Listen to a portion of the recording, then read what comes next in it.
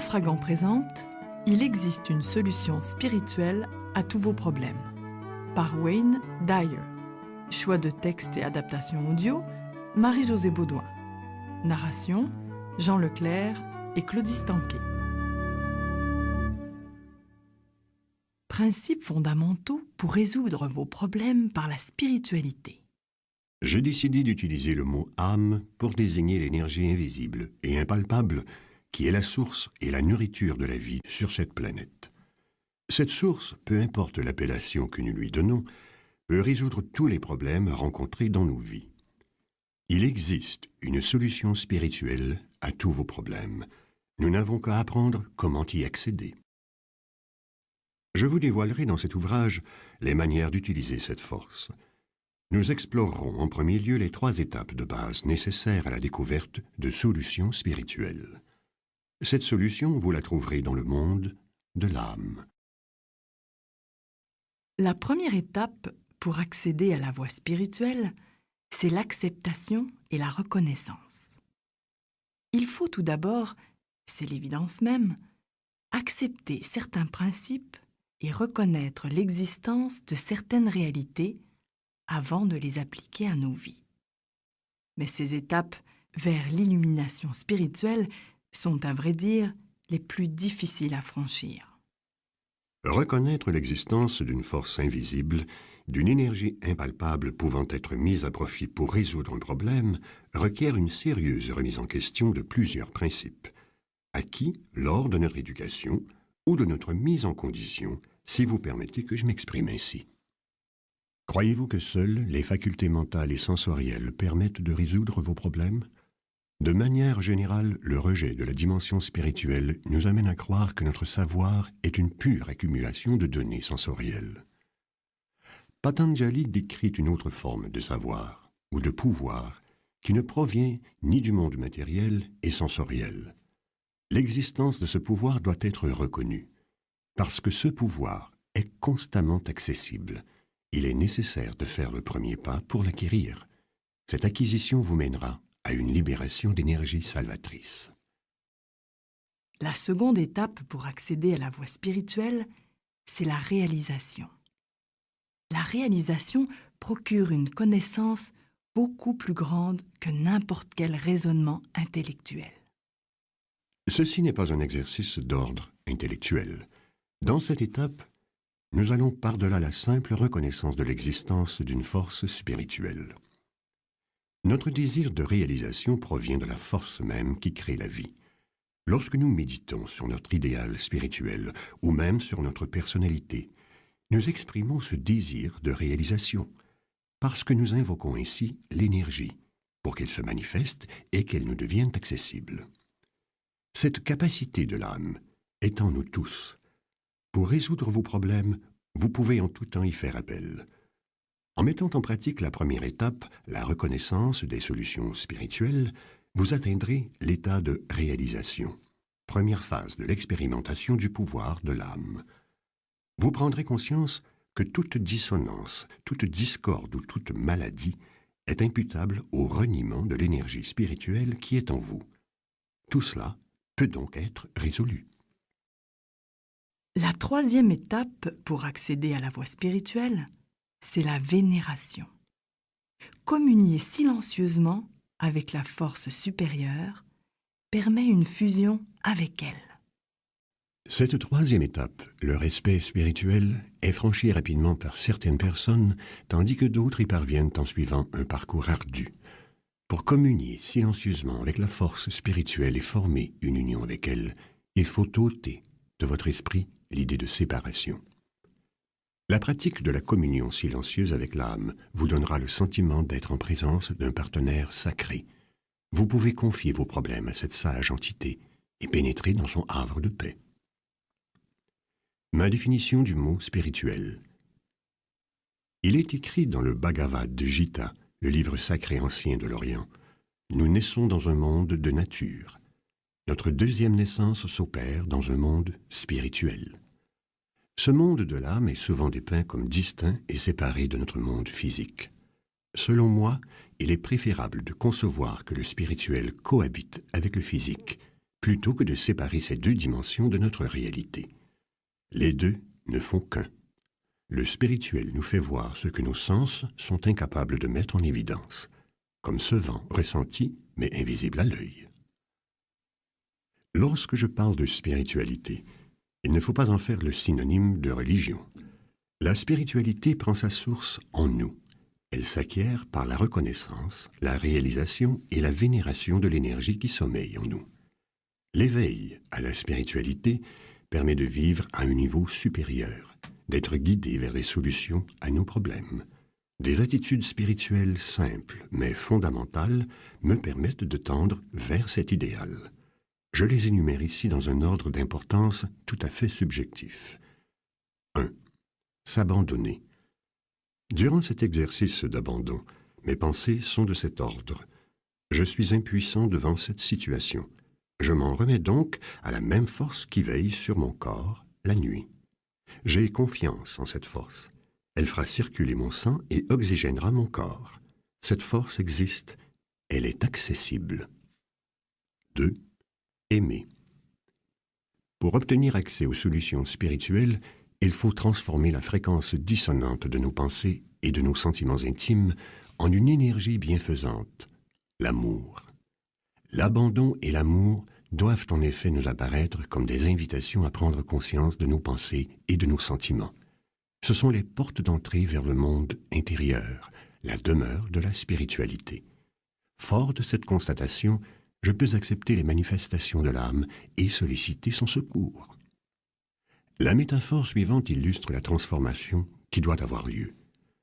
Un fil électrique est attaché à ma taille et j'ai la possibilité de brancher la fiche dans deux prises de courant différentes.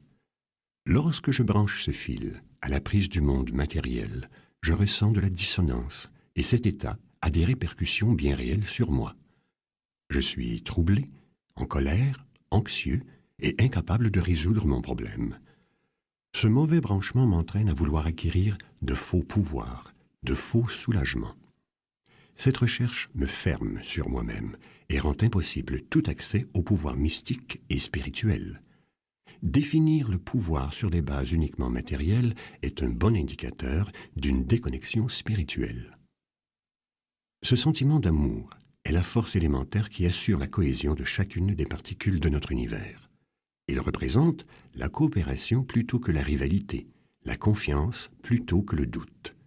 Simpliste? Oui, mais surtout d'une efficacité inégalable pour résoudre les problèmes. L'amour simple et pur fait disparaître toute négativité.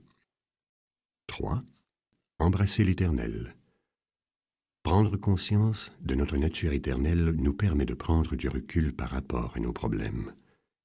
Ayez confiance en cette partie de vous qui a toujours été et sera toujours. Vous en serez apaisé, peu importe les circonstances. 4. Créer le vide. Pour résoudre les problèmes, il est nécessaire, dans mon approche spirituelle, de faire silence et d'abandonner les idées préconçues. Le calme me prédispose au dévoilement de la solution. Ce vide silencieux nous mène au pardon, une donnée fondamentale dans cet exercice. Atteindre l'état de vide nécessite d'écarter tout blâme et toute pensée colérique. Le vide doit être total. Aucune place ne doit être laissée au ressentiment et à la hargne. Toutes ces énergies négatives doivent être abandonnées, car pour résoudre vos problèmes, il vous faut adopter une approche différente. L'énergie supérieure vous en offre une de choix. En délaissant nos pensées dominées par l'ego, nous invitons le pardon dans notre cœur. 5. Être généreux et reconnaissant. Il ne faut surtout pas oublier que nous venons en ce monde les mains vides et que nous le quitterons de la même manière. 6. Prendre conscience du lien universel. Au niveau de la conscience spirituelle, vous êtes telle une fleur dans un jardin, liée à toutes les autres fleurs de manière invisible. L'aide universelle vous est alors disponible.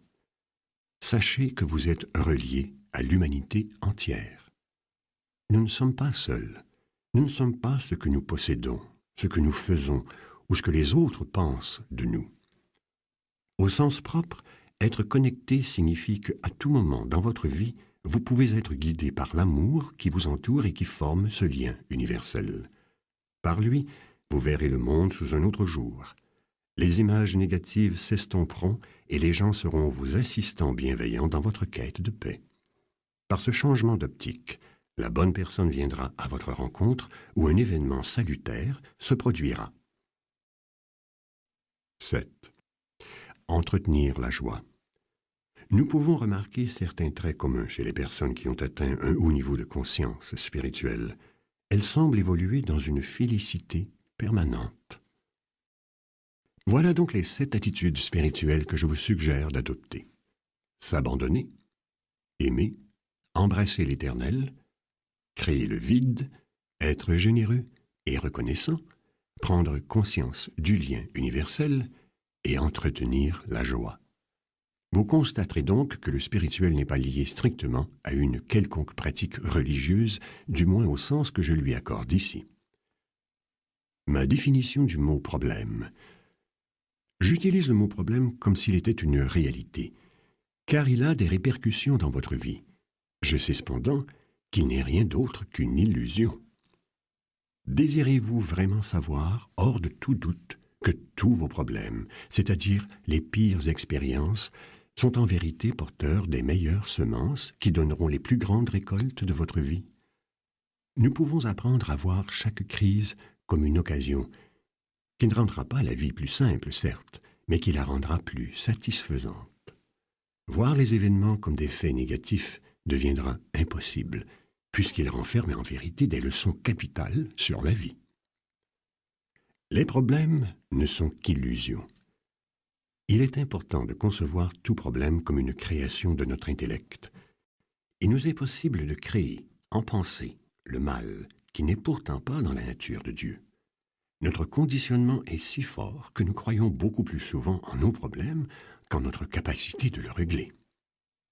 Les maîtres pensées orientaux utilisent le terme « maya », illusion, pour décrire l'existence chimérique des problèmes. L'univers est bon. Nous devons donc trouver une solution, et la solution existe. Elle sommeille, là, juste devant vous. Ma définition du mot « solution ». Nos problèmes prennent justement forme dans nos soi-disant meilleurs raisonnements. Sans notre raison conditionnée, ces problèmes n'existeraient tout simplement pas. Nous pouvons changer la nature de nos raisonnements en trouvant les erreurs qui s'y sont glissées. Les problèmes dans nos vies ne peuvent être écartés par la force ou par une plus grande compréhension.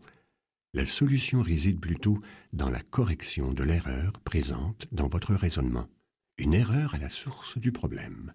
En apportant cette correction, le problème n'a plus lieu d'être et il disparaît définitivement.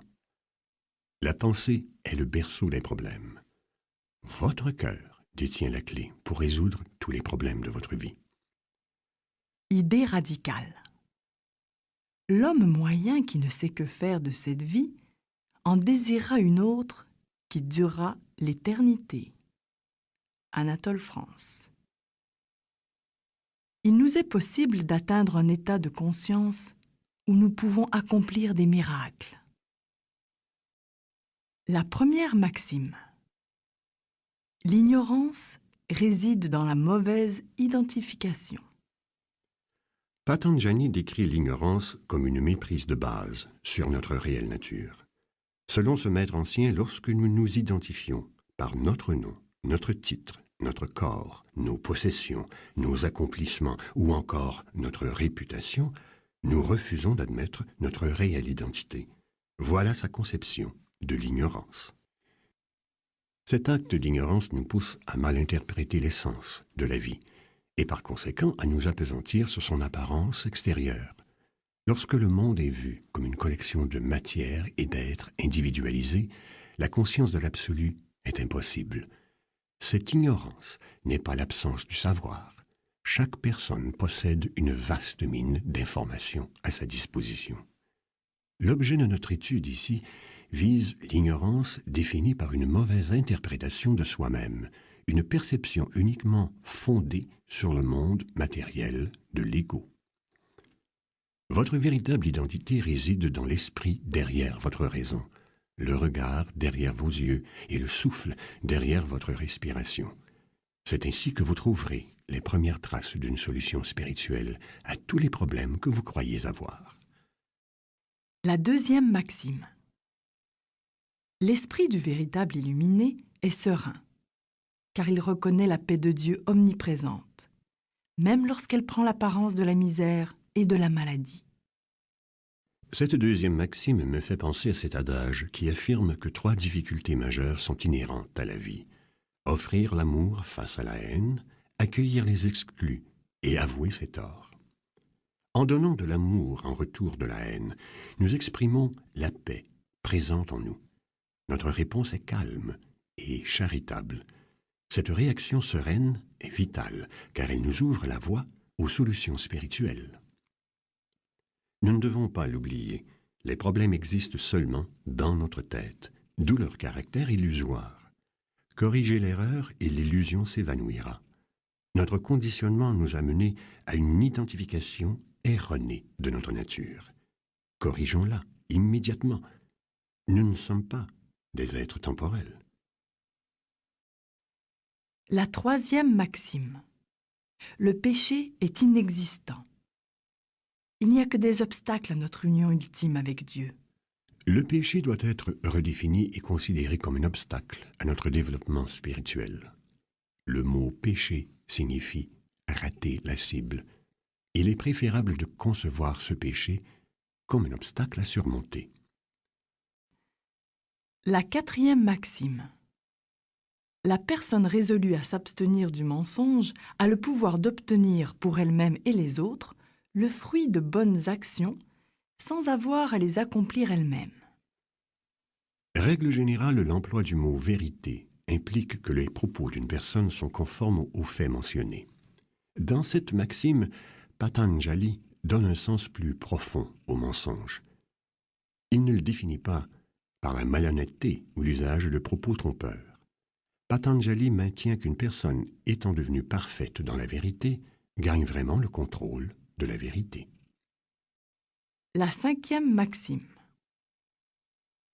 Lorsqu'une personne est résolue à s'abstenir de blesser autrui, toutes les créatures vivantes cessent de ressentir de l'hostilité à son endroit.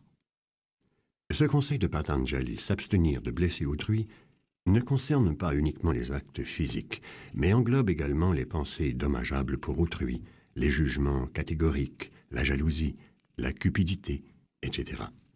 S'engager à renoncer à la violence en pensée et par geste crée une atmosphère où toute animosité cesse d'exister.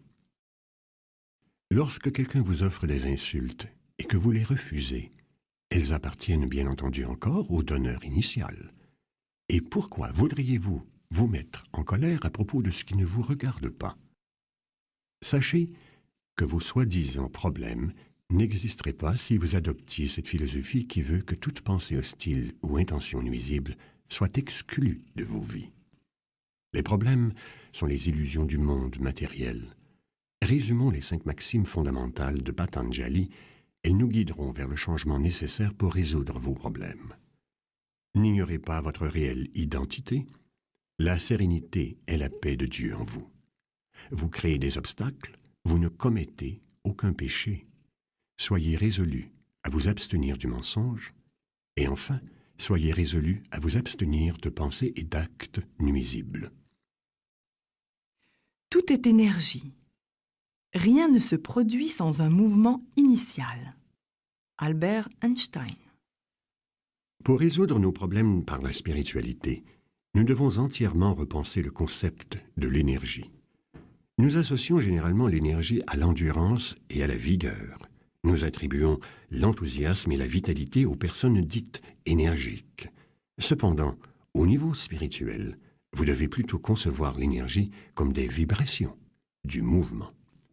Un corps en santé, c'est un champ d'énergie électrodynamique en constant mouvement.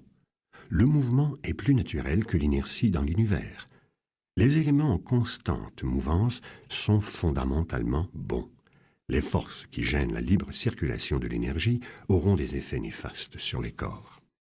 Voici 5 principes de l'énergie qui, je l'espère, vous aideront à prendre conscience de cette capacité innée. Tout est vibration, tout est mouvement. Les vibrations plus élevées nous rapprochent du monde de la spiritualité. Les vibrations plus lentes nous rapprochent et nous rattachent au monde des problèmes. Vous êtes en mesure d'éliminer tout ce qui freine la vitesse de votre champ vibratoire. Certains facteurs augmenteront la vitesse de votre champ vibratoire. Vos problèmes ont tous leur propre fréquence vibratoire.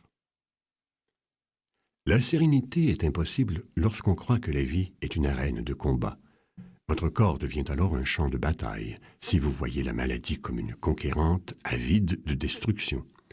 Si vous croyez que votre pauvreté est uniquement due à l'opulence des autres, vous ne pourrez jamais alors résoudre votre problème. Celui qui rabaisse son esprit au niveau de la conscience du groupe croit que la défaite d'autrui est l'unique façon d'accéder au bonheur. Tous ces problèmes vous accablent parce que vous vous laissez dominer par vos sens, ces récepteurs opérant sur des fréquences vibratoires inférieures. Ils sont devenus les maîtres de votre vie. Bien que tous ces problèmes ne soient qu'illusions, vos sens vous disent le contraire. N'oubliez pas que toutes nos expériences sont vécues par l'âme et interprétées par le cerveau. Si vous tenez uniquement compte des informations fournies par vos sens, vous ne percevrez que les énergies faibles ou moyennes en ce monde. Votre vie ne sera rien d'autre qu'une série de problèmes entrecoupés de quelques répits. Il est temps d'explorer avec minutie ce qui gêne l'élévation de votre état vibratoire. Vous devez être attentif à la présence des obstacles qui peuvent brimer votre bien-être. N'oubliez pas, les fréquences de la conscience de l'âme se manifestent dans ces attitudes. Abandonner, aimer, embrasser l'éternel, créer le vide, être généreux et reconnaissant, prendre conscience du lien universel et entretenir la joie. Voilà bien entendu ma propre terminologie pour exprimer les attitudes spirituelles. Les principaux acteurs dans la création de problèmes irréels sont la peur, l'anxiété, la culpabilité, la vanité, la colère, la jalousie, la cupidité, le commérage, l'hypocrisie, la haine, la honte, l'intolérance et l'égocentrisme.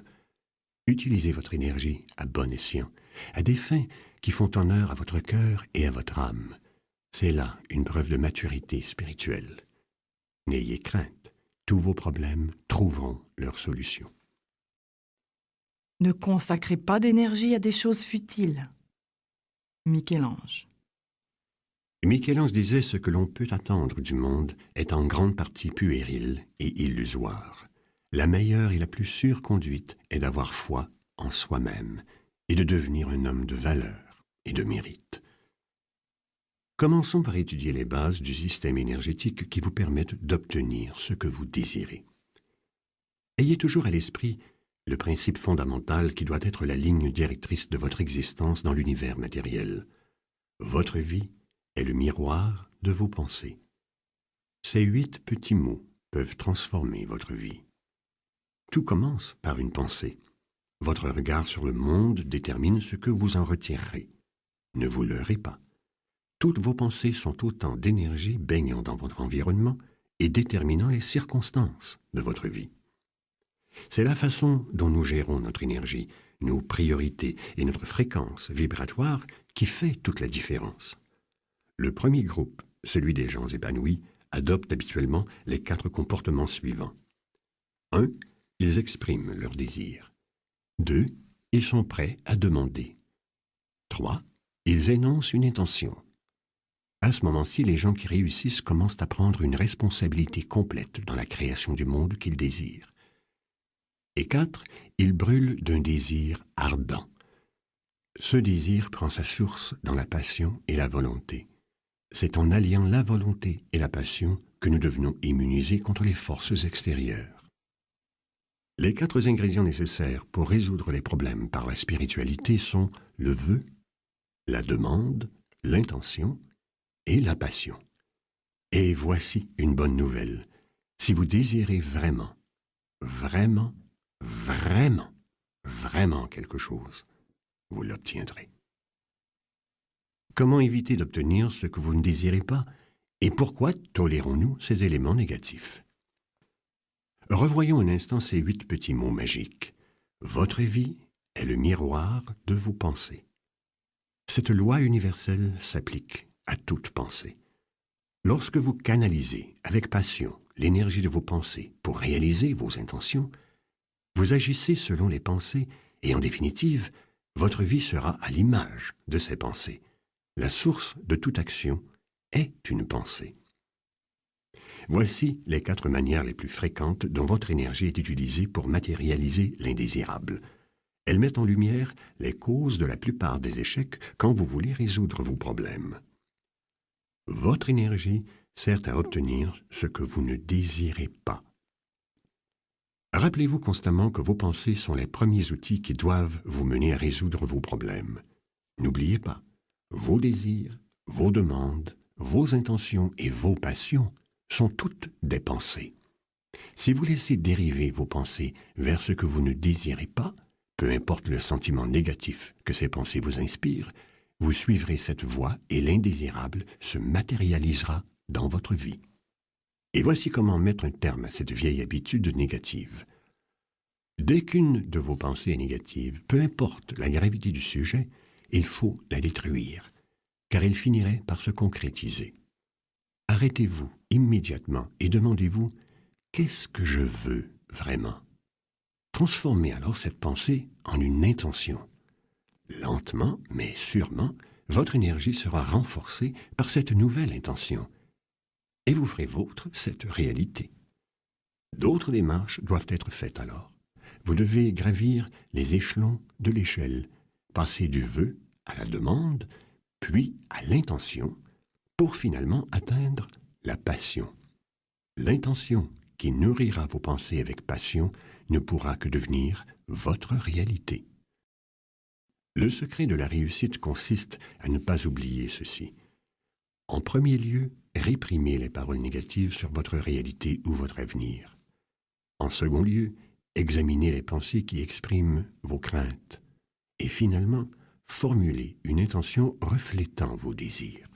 Car même si la marche à suivre vous est tout à fait inconnue, votre intention guidera vos pas et vous donnera accès au pouvoir supérieur et universel. Et ces derniers vous feront grâce de solutions à mettre en œuvre. N'oubliez pas notre idée principale. Vos pensées développent votre réalité. Chaque fois qu'une de vos pensées s'attarde à des circonstances déplaisantes, redirigez cette énergie vers ce que vous désirez vivre en pareilles circonstances.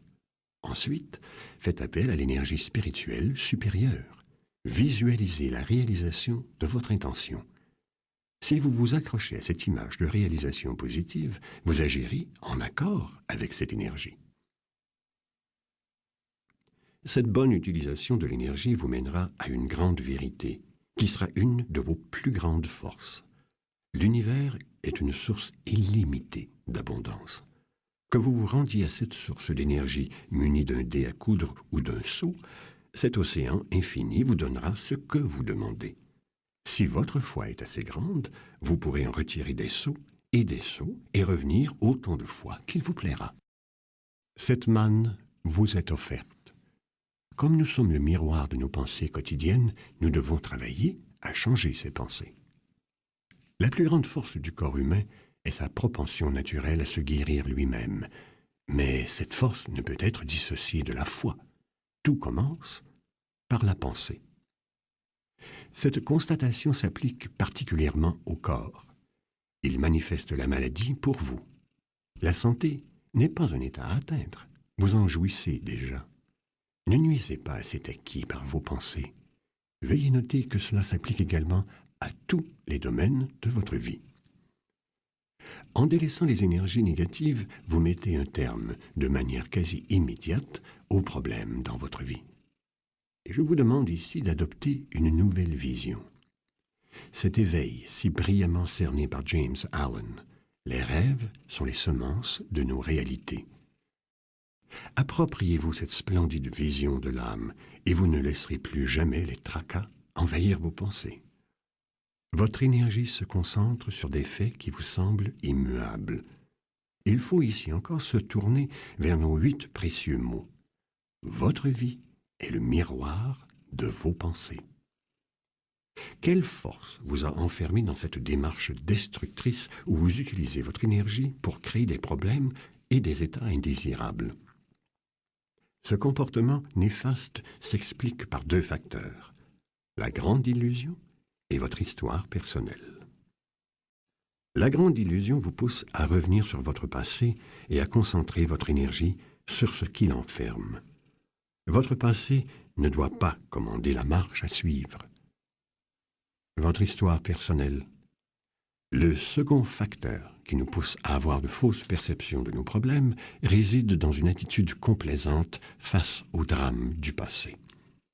Nous utilisons notre énergie à nous remémorer et pour exposer à qui le veut bien les tenants et les aboutissants de nos problèmes actuels. Libérez-vous de votre histoire. Que ce soit par la nostalgie, les remords ou la culpabilité, elle pollue votre esprit de pensée aux faibles énergies. Plusieurs problèmes existent dans votre vie parce que votre sillage est votre unique point d'attache. Sachez que tout ce qui forme votre passé devait arriver pour vous mener au présent. Comment puis-je faire une telle affirmation? Tout cela est arrivé. Point à la ligne. Plutôt que de maudire ces événements, bénissez-les, bercez-les d'amour, acceptez-les et vous vous libérerez de leur entreprise. Votre énergie sert à satisfaire autrui.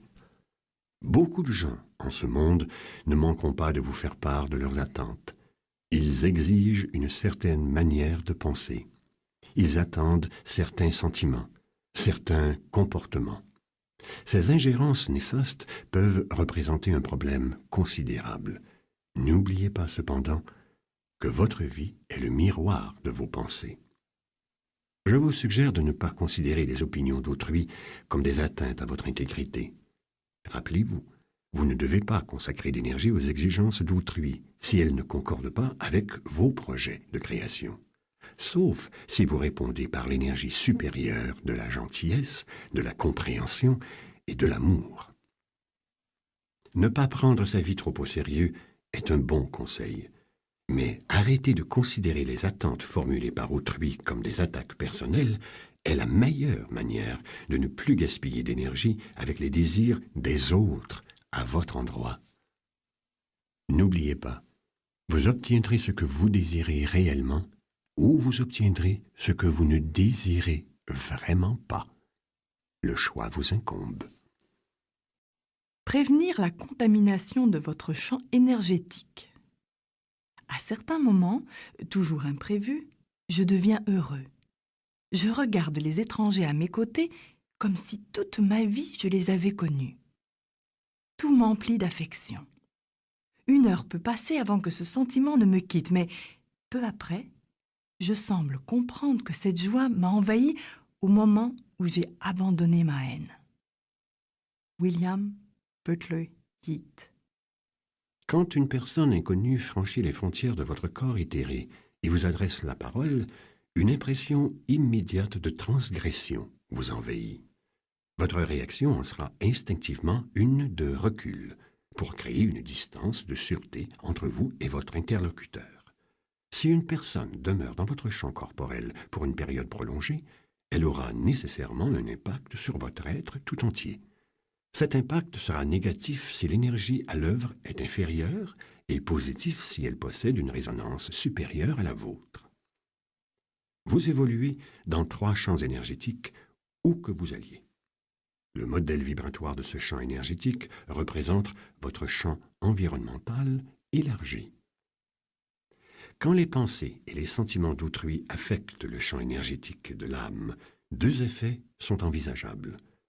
Le premier est bénéfique, une augmentation de l'énergie de votre corps éthéré. L'autre est négatif. Votre corps énergétique est contaminé par des énergies faibles. Les façons de penser d'autrui et la manière dont ils vous irradient de leur énergie peuvent avoir un effet négatif sur vous. Il est donc important de se concentrer sur les énergies positives, comme le souligne M. Hawkins. Dans cet univers communicant, dit-il, chaque amélioration apportée dans notre propre vie bonifie le monde dans son ensemble.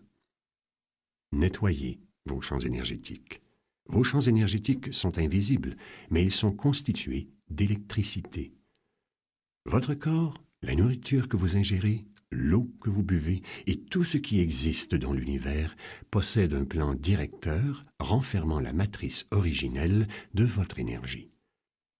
Le champ électromagnétique des créations de la nature est pur. Ce message de Rumi en fait foi. L'amour est l'élixir énergisant de l'univers, la cause et l'effet de toutes les harmonies. Décontamination de votre corps éthéré. Gardez à l'esprit l'image de la sphère dont le pourtour est délimité par l'extension maximale de vos bras autour de votre corps. Ce champ d'énergie rayonne du centre de la sphère vers l'intérieur. Non. Ce champ d'énergie rayonne du centre de la sphère vers l'extérieur. Il subit l'influence de deux facteurs, l'harmonie relative régnant en votre corps et les apports énergétiques extérieurs dont vous acceptez l'influence. Pour saisir toute la portée du premier facteur, vous devez répondre aux questions suivantes. Comment traitez-vous votre corps? Cet organisme vivant émettant des ondes d'énergie électromagnétique. Quels aliments utilisez-vous pour le nourrir? Buvez-vous de l'eau pure de manière régulière au cours de la journée? Quelles toxines absorbez-vous? Dormez-vous assez? Faites-vous régulièrement de l'exercice? Votre respiration est-elle régulière et détendue? Êtes-vous dans un état émotionnel serein? Bref, travaillez-vous au bien-être de votre corps? Voyons maintenant le deuxième facteur qui influe sur votre corps éthéré. Les apports énergétiques extérieurs dont vous acceptez l'influence. Quelles personnes ont la permission d'entrer dans votre espace immédiat? L'influence négative de certains sur votre champ énergétique aura un impact majeur sur votre sentiment de bien-être, tout comme vous augmenterez vos chances de vous enrhumer en laissant quelqu'un vous éternuer au visage. Vous devez être particulièrement prudent en évitant les personnes qui pourraient contaminer dans votre entourage votre champ énergétique. Engagez-vous à préserver l'imperméabilité de votre corps éthéré. Vous devez chasser ceux qui sèment la négativité dans votre vie. C'est un engagement de première importance. Seules les personnes porteuses d'amour, de paix et d'énergie spirituelle doivent être conviées à entrer dans votre champ énergétique. Si les circonstances en décident autrement, jurez-vous alors d'adopter la stratégie du retrait silencieux pour échapper aux énergies débilitantes. Les personnes spirituellement éveillées ont un nombre restreint d'amis. Elles prennent grand soin de leur intimité et se protègent contre les forces des gens aux énergies faibles. De plus, elles valorisent le silence et un environnement sain, s'éloignent des gens turbulents, de la pollution sonore et des substances toxiques. Décontaminez votre champ environnemental élargi. À l'instar de ces arbres, les animaux et les humains possèdent des phéromones et émettent cette énergie invisible dans les moments de peur, mais aussi lorsqu'ils sont en présence d'amour. Plan de décontamination de votre champ énergétique. Les gens sont souvent déraisonnables, illogiques et égocentriques. Pardonnez-leur, néanmoins. Chérissez le pardon dans votre cœur, car il est l'agent purifiant de votre champ énergétique. Si vous êtes aimable, les gens vous accuseront peut-être d'avoir des motifs égoïstes cachés. Soyez néanmoins aimable. L'amabilité est la grande protectrice de votre champ énergétique. En vous détachant des accusations d'autrui, vous ne leur répondrez plus avec colère et tristesse. Votre honnêteté et votre franchise peuvent faciliter la tricherie de certains. Soyez néanmoins honnête et franc.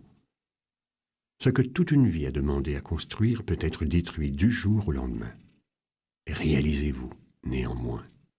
Ne bâtissez rien dans le dessein d'en contempler l'achèvement. Vos réalisations doivent demeurer une expression pure de votre existence. Le but n'est pas de dévorer un excellent plat, mais bien de savourer chaque bouchée. Si vous trouvez la sérénité et le bonheur, La jalousie en rongera peut-être certains. Soyez néanmoins heureux. Le bonheur n'est pas un outil, c'est une fin en soi.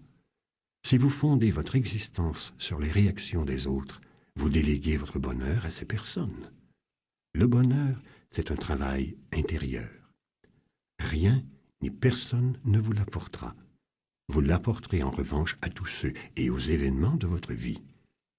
Prévenez la contamination en vous rappelant que vous êtes le gardien de vos champs énergétiques. Vos bonnes actions d'aujourd'hui seront souvent oubliées demain. Soyez néanmoins bons. À l'instar du bonheur, la bonté doit rester l'expression pure de votre essence spirituelle. Donnez-vous pleinement au monde et ce ne sera peut-être jamais assez. Néanmoins, donnez-vous pleinement. Et en dernière analyse, voici quelques conseils. Les gens sont souvent déraisonnables, illogiques et égocentriques. Pardonnez-leur, néanmoins. Si vous êtes aimable, les gens vous accuseront peut-être d'avoir des motifs égoïstes, cachés. Soyez néanmoins aimable. Le succès vous apportera quelques faux amis et de vrais ennemis. Recherchez néanmoins ce succès. Votre honnêteté et votre franchise peuvent faciliter la tricherie de certains. Soyez néanmoins honnête et franc. Ce que toute une vie a demandé à construire peut être détruit du jour au lendemain. Réalisez-vous, néanmoins. Si vous trouvez la sérénité et le bonheur, la jalousie en rongera peut-être certains. Soyez néanmoins heureux. Vos bonnes actions d'aujourd'hui seront souvent oubliées demain. Soyez néanmoins bons. Donnez-vous pleinement au monde et ce ne sera peut-être jamais assez. Néanmoins, donnez-vous pleinement. Augmenter et maintenir l'énergie spirituelle. L'homme ne peut pas percevoir ses qualités divines avant qu'il n'ait atteint une plus grande cohérence avec un champ élevé d'énergie et avec des vibrations supérieures. Peu importe les efforts déployés pour accéder au conseil spirituel, nous n'y arriverons pas avant que nos champs soient mis à l'unisson avec ce système vibratoire suprême. Dr. Wally Hunt. Johann Wolfgang von Goethe, un grand génie créatif du XIXe siècle, a fait l'observation suivante. Si vous traitez l'homme selon ce qu'il paraît être, vous faites de lui plus qu'il n'est en réalité. Mais si vous traitez cet homme comme l'être épanoui qu'il peut devenir, vous faites de lui ce qu'il devrait être. Ce conseil est très pertinent dans le monde d'aujourd'hui. Et si vous appliquez cette sagesse à votre conception de vous-même, vous vous élèverez spirituellement. Imprégnez-vous de cette idée. Vous êtes ici pour prospérer. Vous devez donc vous identifier à cet idéal et au potentiel qu'il implique, plutôt que de fonder votre identité sur les apparences. Expérimentez la présence de l'âme. Aiguisez votre conscience. La solitude en ce monde est inconciliable avec l'omniprésence de l'âme. Dans vos moments d'anxiété et d'angoisse, exercez-vous à reconnaître l'omniprésence de l'âme. Ce faisant, remarquez comment la situation devient moins problématique. Jetez maintenant un coup d'œil à votre main. Diriez-vous qu'elle possède une intelligence propre à elle? Non, car vos mains répondent aux directives émises par votre intellect. Par ailleurs, il est aussi possible de répondre par l'affirmative à cette même question. Oui, à l'instar de toutes les cellules vivantes de votre corps, votre main possède un centre d'intelligence. Mais il est tenu d'obéir aux ordres de votre esprit. Ce phénomène fait donc de votre esprit la substance de cette matière qu'est votre main. En utilisant votre esprit pour diriger votre corps, il finira par exécuter vos volontés de son propre chef. Votre esprit demeurera toujours la substance et le maître de votre corps. Élargissez maintenant ce principe à votre environnement. C'est par l'esprit que toute matière est expérimentée. C'est votre esprit qui moule votre réalité. Insistez et demandez si nécessaire à votre esprit de s'harmoniser avec l'esprit divin et votre énergie sera décuplée. Elle dépassera les limites matérielles pour parvenir à l'omnipotence spirituelle. Vous modifierez votre réalité. Vous délaisserez vos problèmes pour trouver des solutions. La prochaine fois qu'un problème surgira dans votre vie, regardez un instant votre main et rappelez-vous que bien qu'elle possède une intelligence bien à elle, sa substance est l'esprit. Protégé derrière une petite vitre sur la table de travail de Beethoven, étaient inscrits de sa propre plume ces quelques mots sur une feuille de partition musicale. Il les avait retranscrits d'un essai sur les pratiques spirituelles des anciens Égyptiens, et je cite « Je suis ce qui est, je suis tout, ce qui est, ce qui fut et ce qui sera. Aucun mortel n'a soulevé mon voile. Il est unique et suffisant de lui-même, car à ce seul être, toute chose doit son existence. » Imaginez ce grand compositeur lisant ces mots tous les jours pour ne pas oublier la source de sa créativité. Délaissez votre ego. Lorsque vous chassez l'idée de mortalité, tous vos problèmes cessent d'exister dans votre esprit. Les fréquences élevées de l'âme les effacent ainsi que la réalité matérielle. Propagez l'amour et priez pour vos ennemis. L'utilisation du mot « ennemi » est délibérée. Le poète Henry W. Longfellow a un jour écrit, et je cite, « Si nous pouvions connaître la vie intime de nos ennemis, nous découvririons dans la peine et les souffrances d'un seul homme toutes les raisons de renoncer aux hostilités. » Entretenir la colère et la haine envers autrui vous rendra captif des champs énergétiques faibles, ce milieu où foisonnent les problèmes. Je vous conseille vivement d'examiner les relations qui éveillent en vous des pensées haineuses. Remplacez ces dernières par l'acceptation, la gentillesse, la joie et l'amour. Pour ce faire, il faut identifier ces sentiments négatifs pour ensuite affiner votre capacité à propager l'amour. Un cœur pur transforme les ennemis en alliés et en réponse à votre amour, ces anciens adversaires vous prodiguent les plus précieuses leçons. Les pires ennemis sont à l'origine des meilleurs enseignements, car ils vous permettent d'étudier les émotions qui créent la violence et la vengeance. Cet examen vous permettra de transcender votre colère. Vos ennemis vous fournissent les clés nécessaires à votre entrée dans le monde des énergies spirituelles, là où vous trouverez les solutions recherchées. Dieu n'est pas manipulateur. C'est une erreur de l'ego ou de l'intellect que de croire en la possibilité d'une punition divine pour un mal commis. Il faut corriger cette erreur en dévoilant la vérité. L'idée de condamnation ne peut pas convenir à un Dieu miséricordieux. De manière générale, les gens craignent l'épanouissement complet de leur être. Ils ont peur de leurs idéaux. Par conséquent, vivre dans la peur devient un état familier où nous fuyons notre nature divine. Votre épanouissement repose sur une compréhension profonde de votre propre divinité. En essence, il existe deux émotions prépondérantes, l'amour et la peur. Ces deux états émotionnels ne peuvent pas être vécus simultanément. Si vous avez peur, vous avez éliminé l'amour et vice-versa. Les Saintes Écritures nous le rappellent, l'amour pur rejette toute peur. La solution est évidente. Vous devez vous libérer de toute peur. La seule manière d'y arriver consiste à vous arrêter dans ces moments de peur pour voir s'il vous est possible de la remplacer par l'amour. Si vous en avez la capacité, vous aurez appliqué une solution spirituelle au problème qui vous effraie. Être spirituel n'est pas un accomplissement émotionnel dont vous pouvez vous féliciter. C'est une manière de vivre tout aussi naturelle que votre santé, votre moralité, ou même votre sens artistique. Tenter de se sentir spirituel n'a pas la même valeur que de l'être. Ne tentez pas de vous sentir spirituel. Soyez-le. L'harmonie est un état normal et naturel. Tant que vous utiliserez votre raison pour créer l'harmonie en vous et dans votre vie, vous ne serez pas au diapason avec l'unique pouvoir de l'âme. L'âme est la seule force unificatrice de l'univers. Ne luttez pas contre le mal. Ne vous vengez pas de vos problèmes.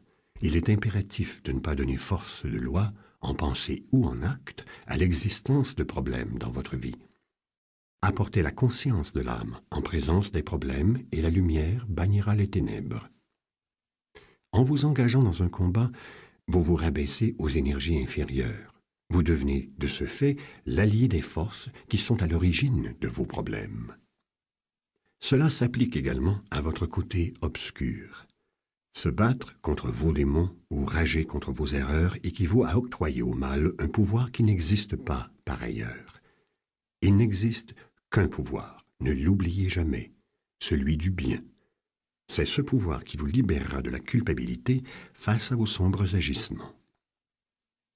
Prenez vos responsabilités face à vos mauvaises actions en invitant votre âme à chasser ces ombres de votre vie. Votre âme est le flambeau qui éclairera votre chemin. Envoyez de l'amour à votre côté obscur et regardez-le s'effacer à mesure que l'énergie spirituelle s'accroît en vous.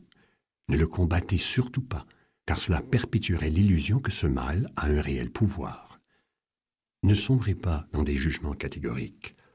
Dans le monde matériel, les conflits sont souvent le résultat de différences d'opinion. Quand vous jugez une personne, vous ne la définissez pas. Vous vous définissez, en revanche, comme une personne qui a besoin de juger. Ce n'est pas parce que vous jugez une personne stupide, avare, arrogante, volage ou immorale que ce jugement définit cette personne. Cela révèle uniquement que vous êtes en conflit avec cette personne. Si vous ne découvrez pas la source du conflit qui entraîne votre jugement, les problèmes resteront inchangés. Une solution spirituelle envisageable serait de ne plus fonder vos jugements sur de simples apparences. Votre niveau d'énergie spirituelle augmentera immédiatement si vous résistez à la forte tentation de juger autrui. Aussi difficile que cela puisse être, quand la malchance vous accable et que votre situation se détériore, demandez-vous si vous entretenez plus de jugements négatifs que positifs. Votre grandeur d'âme ne se calcule pas en fonction des autres, elle se calcule par vos améliorations personnelles. On dit qu'il existe une seule différence entre une fleur en vie et une fleur morte. Elle réside en ce que celle qui vit s'épanouit. Voilà le véritable test de l'épanouissement spirituel et l'indicateur de l'harmonie de votre être. Vous épanouissez-vous? Êtes-vous un être meilleur qu'avant? Voici comment Lao Tzu exprimait cette réalité il y a plusieurs siècles. Ces observations sont encore justes aujourd'hui. À la naissance, nous sommes malléables et dociles. À l'heure de notre mort, nous sommes rigides et froids. Toutes les plantes vertes sont tendres et souples. À leur mort, elles sont cassantes et sèches. Par l'inflexibilité et la froideur, nous frayons avec la mort. Par la tendresse et la souplesse, nous soutenons une vie meilleure. Là où est la haine, que je mette l'amour. La terre est reliée au ciel, et tous les arbustes brûlent du feu de Dieu. Et seulement celui qui le voit retire ses chaussures. Les autres s'assoient à leurs pieds et cueillent leurs mûres. Elizabeth Barrett Browning. En examinant le contenu de votre sac à problèmes, gardez en tête ces 4 mots écrits par saint Paul dans une lettre aux Corinthiens. L'amour n'échoue jamais. Réfléchissez à cette vérité. Peu importe la nature des illusions qui vous accablent, vous trouverez une solution dans ces 4 mots simples, sensés et sans équivoque. L'amour n'échoue jamais. Cela demeure vrai même dans les situations où c'est la haine qui a créé le problème. Notre conscience humaine voit en toute chose l'œuvre des forces du bien et du mal, de l'amour et de la haine. Plusieurs croient que ces 2 forces sont en perpétuelle lutte de par le monde. Pour moi, la vérité sur la haine, c'est qu'elle est en fait de l'amour. La haine est une énergie d'amour mal dirigée. Toute haine peut être transcendée par l'amour, car cette dernière est l'unique force de l'univers. Or, la haine doit faire partie de l'amour. Le sentiment et l'expression de cette variante de l'amour doit être renversée pour être bien dirigée. Au fond, les personnes qui nourrissent la haine font en fait de la projection négative. Elles extériorisent un sentiment profond, celui d'être mal aimé. À l'image de la requête de saint François d'Assise, mettons l'amour là où est la haine. Semez l'amour sur les terres haineuses du monde. La haine semble engendrer la haine. En ce monde, vous avez été doté d'une propension naturelle pour l'amour. Semez l'amour quand la haine fait surface dans vos relations intimes. Voici la marche à suivre si l'un de vos proches a un comportement haineux envers vous. Rappelez-vous, la haine est une réponse à une quelconque frustration d'amour. Pardonnez-vous et traitez-vous avec amour. Vous n'avez pas à vous plier aux attentes de quiconque pour être aimé. Vous jouissez en tout temps d'un amour inconditionnel. Vous n'avez pas à être parfait. Vous êtes toujours aimé. Vous n'avez pas à gagner. Vous êtes aimé, peu importe vos résultats ou vos accomplissements. Toutes les raisons que vous avez admises pour vous détester découlent d'une croyance. Vous croyez que votre ego est la force souveraine de votre vie. Votre ego vous fait croire que la grandeur de votre être se mesure selon vos actes, vos biens matériels et selon votre réputation. De ce fait, votre ego vous juge, vous évalue et vous compare sans relâche aux autres. Lorsque vous n'êtes pas à sa hauteur, il vous fait sombrer dans le mépris de vous-même. Vous examinez alors de façon négative votre vie, vous évaluez vos échecs et vous transformez ces présumées défaites en haine de vous-même. L'état spirituel n'a nul besoin de performance, de victoire, d'évaluation ou de comparaison d'aucune sorte. Votre dignité et votre valeur sont des dons divins.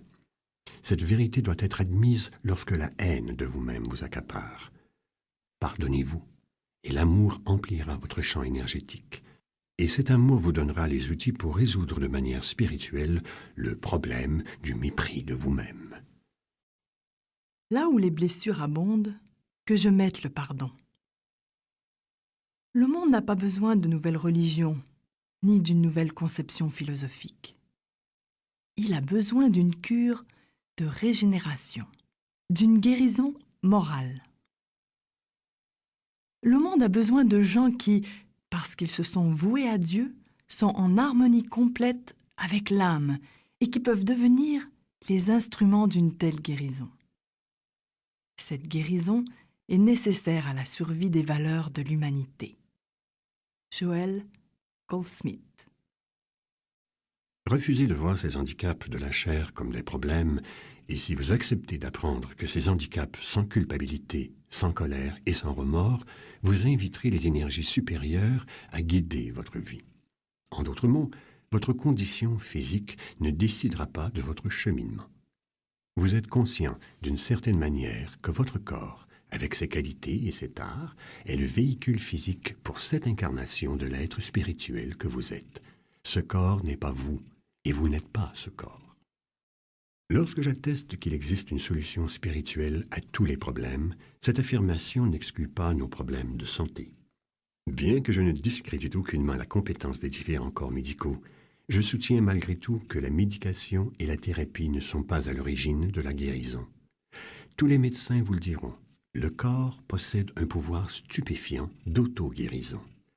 Ils savent qu'un pouvoir curatif invisible est à l'œuvre, un pouvoir qui est à la base de l'énergie spirituelle pure. Ce pouvoir guérit les blessures et maintient l'organisme tout entier en parfaite harmonie. Votre corps est enraciné dans l'âme. Il est la preuve vivante d'une source d'énergie invisible dans l'univers. Le sang coule dans vos veines, les acides présents dans votre estomac accomplissent le miracle de la digestion, etc. Vous n'êtes pourtant pas maître de ces activités. Votre corps s'est développé à partir d'une force invisible que je nomme l'âme. Ce corps fait partie intégrante du cycle universel de la vie. Le corps en lui-même est fortement lié à la perfection de l'âme. Or, quand il perd contact avec cette perfection, la maladie et les blessures apparaissent. Votre ego vous pousse à être fataliste face aux circonstances de votre vie. Ignorez ce discours, car il n'offre aucune solution à vos souffrances qui découlent en réalité de fausses conclusions sur la nature de votre corps. J'affirme sans équivoque que l'intelligence qui habite votre corps sera à la hauteur de vos aspirations. Selon l'usage fait de cette intelligence, votre corps répondra par la santé ou par la maladie. Si vous désirez ardemment un corps sain, vous devez d'abord soigner votre intellect, revoir vos raisonnements et en entretenant un amour inconditionnel de votre corps. Il est en vérité un instrument indissociable de l'âme. aller au-delà de l'ego. Afin de développer une confiance inébranlable dans le pouvoir de guérison de la nature, vous devez apprendre à harmoniser les vibrations de votre enveloppe charnelle avec la force, le génie et l'esprit de la nature. Le bâillonnement de votre ego est la clé de cet accomplissement. N'oubliez pas le rôle de l'ego. Il prône une conception individualiste de votre être, où la somme de vos accomplissements et de vos acquisitions sont définies. En d'autres mots, votre ego tente de vous persuader que vous êtes une personnalité et un corps en constante compétition avec tous les autres corps et personnalités de ce monde. Par cette idée d'une identité distincte, vous évoluez dans un monde d'illusions où la maladie et les blessures sont votre pain quotidien. Votre ego est aveugle aux dimensions de l'existence qui ne lui sont pas propres.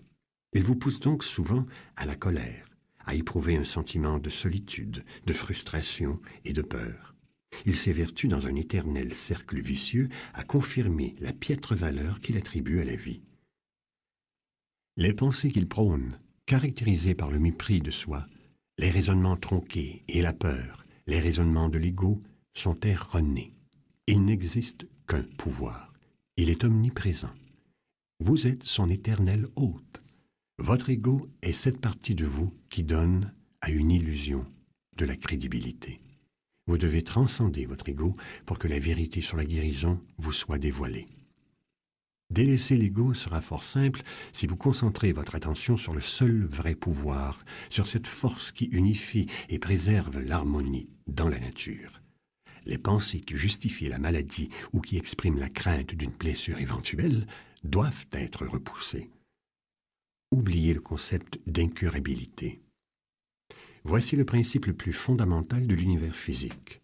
Les pensées se matérialisent.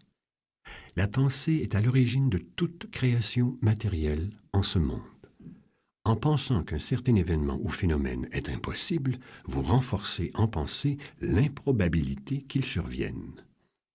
Je préfère considérer les problèmes de santé et les blessures en termes d'énergie. Si vous êtes en mesure d'identifier les fréquences de la maladie et d'y apporter une nouvelle solution énergétique, les fréquences négatives seront délogées et chassées de manière permanente. Reconnaissez votre propre perfection spirituelle et vous comprendrez l'absurdité que revêt le terme « impossible ». Mais qu'est-ce que la guérison? La guérison, c'est le retour d'un être à sa source, de la particule à l'univers. J'ai fréquemment affirmé que les maladies, la discorde et la dissonance sont des illusions. Utilisez vos pensées pour vous concentrer sur la guérison plutôt que sur la maladie. Nous avons une forte propension à placer nos énergies sur les malheurs et les aspects indésirables de nos vies. Toutes ces idées sont négatives et vous apporteront les maux que vous craignez. Petit rappel, vous réagissez à vos pensées. Vous devez transcender votre malaise et vos pensées fatalistes pour les remplacer par l'énergie de l'âme. Cette énergie repousse les limites du monde matériel. Tout devient alors possible. Et l'idée de plénitude efface les visions catastrophiques et l'impression de séparation. Cet état d'esprit rafraîchissant apporte une solution spirituelle aux pires problèmes de la vie. Prenez soin des malades, mais soyez indifférents face à la maladie. Il ne faut pas encourager la persistance d'un mal par trop d'attention ou de soins portés à un malade. Cette consigne s'applique autant à votre propre traitement qu'à celui d'autrui. Évitez de vous donner et d'offrir à autrui une raison de s'accrocher à la maladie. Ne faites pas de l'apparition d'une maladie le seul moment où vous prodiguez de l'attention et des soins. Devenez indifférent à la maladie en elle-même. Renforcez cette idée dans votre esprit. Votre véritable être n'est pas malade et la maladie disparaîtra si vous décidez qu'elle n'est pas voulue, ni méritée. Exercez-vous à canaliser l'énergie curative. L'amour ne doit pas servir la maladie et ne doit pas faire persister le déséquilibre. La guérison s'accomplira rapidement. Vous pouvez accéder à l'énergie harmonieuse et vivifiante de votre être par des exercices de visualisation. Vous pourrez sentir l'énergie se répandre en vous et penser vos plaies douloureuses. Semez l'amour et offrez à l'humanité le bouquet de respect dont votre âme se pare. L'amour pur chasse toutes les peurs. Remplacez la peur. La peur engendre des changements au niveau chimique dans le corps. Elle modifie également votre perception du monde extérieur. Ceux qui vivent dans la misère noire, ceux qui sont égarés, ceux qui sont ravagés par la toxicomanie et le désespoir, sont persuadés de leur solitude. Ils ont, semble-t-il, perdu leur âme et ont grand besoin d'une base spirituelle. Cette base, c'est l'amour, force unificatrice de l'univers. C'est l'ingrédient primordial de la guérison et de l'harmonie. La prochaine fois que la peur vous glacera le sang, bercez vos pensées de la certitude que vous faites partie d'un système énergétique d'amour pur. Observez ensuite ce qui se produit en vous. L'amour supplantera cette peur. Appropriez-vous cette certitude. Rabindranath Tagore, le brillant poète indien, a dit un jour « La foi est un oiseau qui chante juste avant l'aube ». Il faut que vous soyez convaincus de ceci. Quand nous sommes enveloppés par les ténèbres, la lumière est sur le point de poindre. En demeurant dans les énergies de coopération, d'harmonie, de paix et de la circulation des vibrations, nous sommes toujours reliés à cette force que j'appelle l'âme ou Dieu. Je sais qu'il m'est possible de mettre ma vie entre les mains de cette force, et ce, à chaque instant. Là où est le désespoir, que je mette de l'espérance. Comparez la sérénité et la simple splendeur d'une rose avec les tensions et l'agitation de votre vie. La rose jouit d'un don qui vous échappe. Elle est satisfaite de ce qu'elle est. Elle n'a pas appris, comme vous, à être mécontente de sa condition.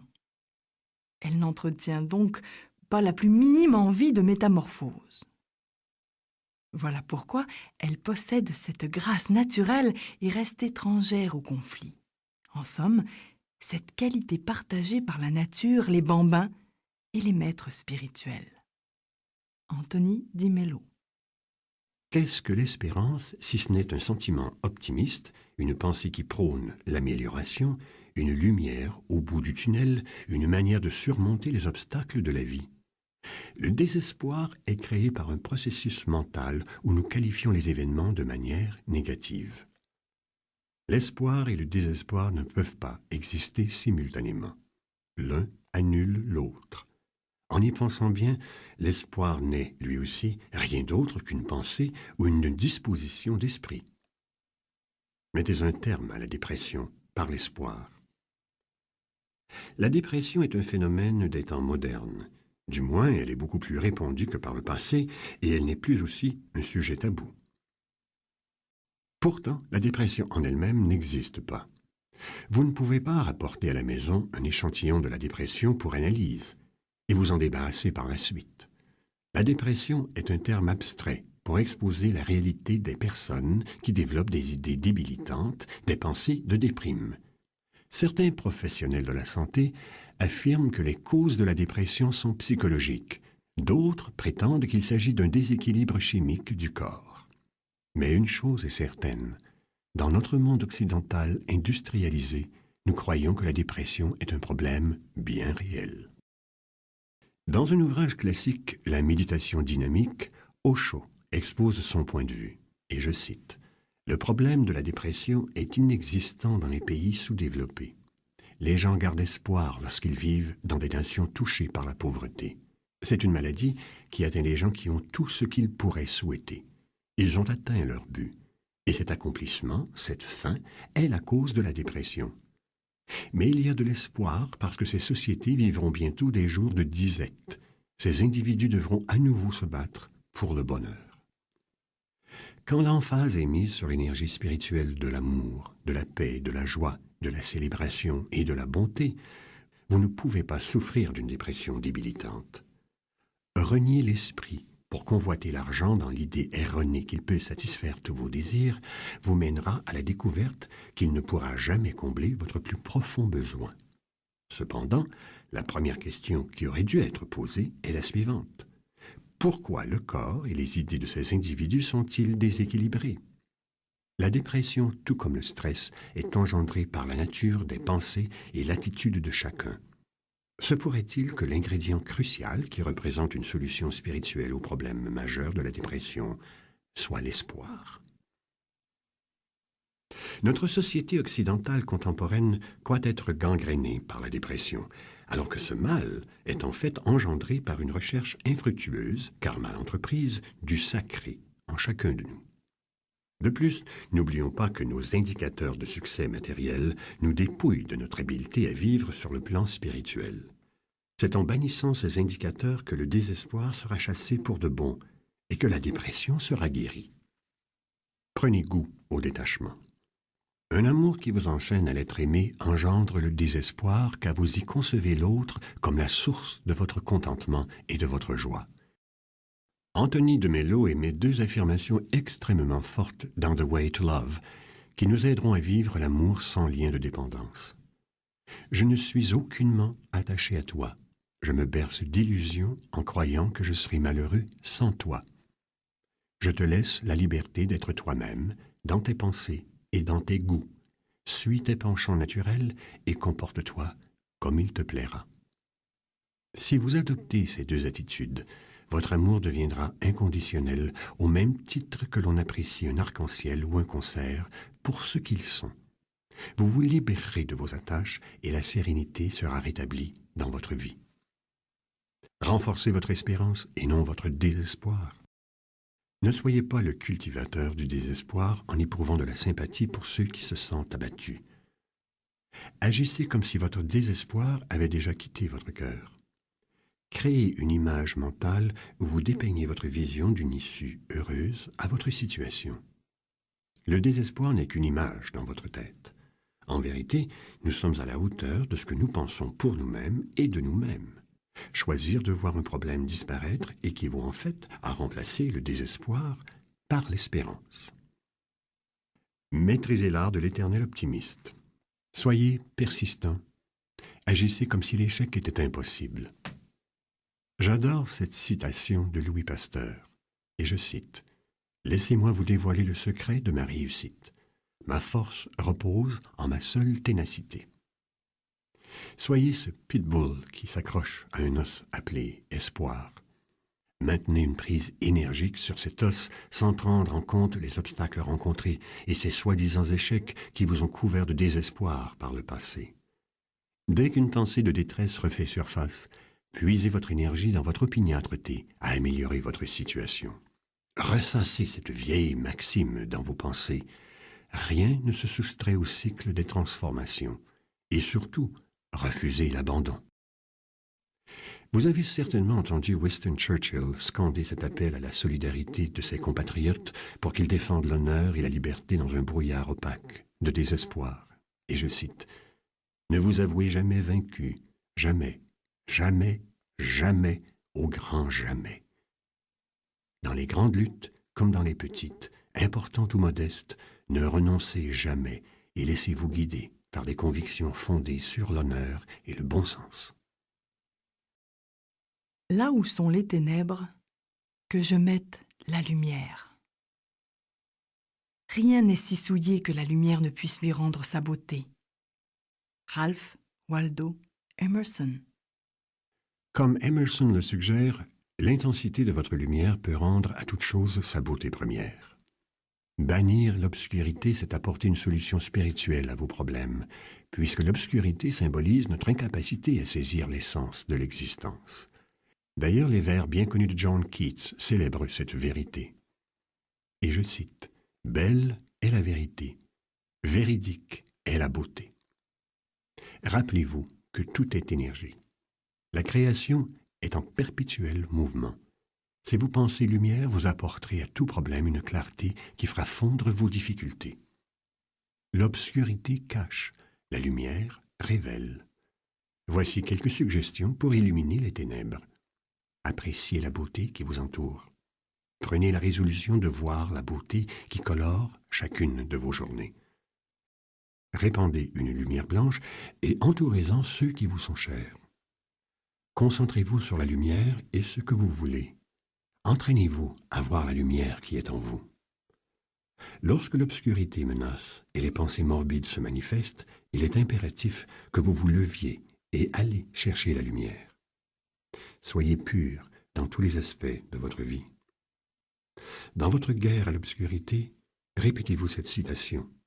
La vérité vous libérera. Restez vrai. La vérité est lumière. Personne ne le sait aussi bien que William Shakespeare. À votre moi profond, soyez fidèle. Là où est la tristesse, que je mette la joie. Il est facile d'être gentil lorsque la vie coule douce rivière.